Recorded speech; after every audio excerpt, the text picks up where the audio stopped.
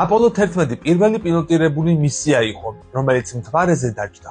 ის ამერიკის შეერთებული შტატებიდან 1969 წლის 16 ივლისს გაეშვა, ხოლო 20 ივლისს ნილ ამსტრონგი პირველი ადამიანი იყო, ვინც მთვარეზე ფეხი დადგა. კოსმოსური ხომალდის ეკიპაჟი 3 ასტრონავტისგან შედგებოდა: ნილ ამსტრონგი, მაიკლ კოლინზი და ედვინ ბაზ ოლდრინი. აღსანიშნავია, რომ აპოლო 11-ის მთვარის მისია პირდაპირ ტრანსლაციით გადაიცემოდა. თუმცა დღემდე პოპულარული კონსპირაციული თეორია, თითქოს მთვარეზე დაჯდომა არ მომხდარა და ამერიკელებმა ფაქტები გააყალბეს. კონსპირაცია განსაკუთრებით პოპულარულია რუსეთში, სადაც მოსახლეობის 76%-ს შეერა, რომ მთვარეზე გაფრენა რეალურად ჰოლივუდში დადგეს. მეტი ამ კონსპირაციის შესახებ. მსოფლიოში ერთ-ერთი ყველაზე ცნობილი შეთქმულების თეორია, აპოლო 11-ის მთვარეზე დაშვების ინსცენირება, კვლავ ძალიან პოპულარულია რუსეთში.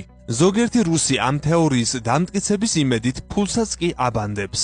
1969 წლიდან 10 წლეულების განმავლობაში ბევრ რუსს ჯერ კიდევ არ შეუძლია დაიჯეროს იმ პატარა ნაბიჯის, რომელიც არმსტრონგმა მთვარეზე გადადგა. მართალია, ეგრეთ წოდებული მთვარის შეთქმულება შეერთებულ შტატებში გამოიგონეს, მაგრამ მსოფლიოს არც ერთ სხვა ქვეყანას არ მიუღია ასე სრულად ეს დღემდე ურღვევი შეთქმულების თეორია, როგორც რუსეთს.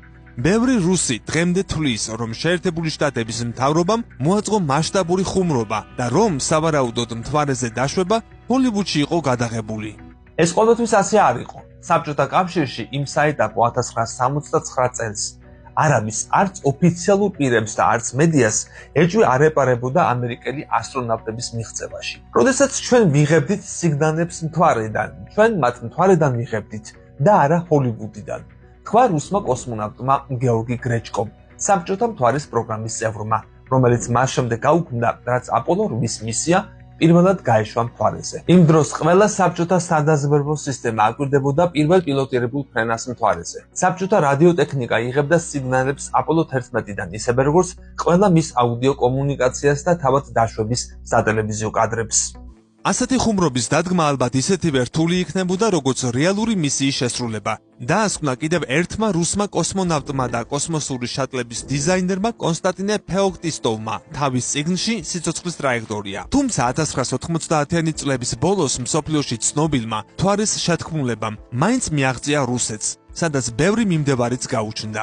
მოსაზრება, რომ ამერიკელებმა მოატყუეს ყველა, მათ შორის საბჭოთა კავშირი და მისი დაზვერვა, რომელიც ყოველთვის პირველი იყო ყველაფერში. ძალიან ცოტა ადამიანია საქართველოში, რომელსაც ამ სამეცნიერო აბსურდის სჯერა.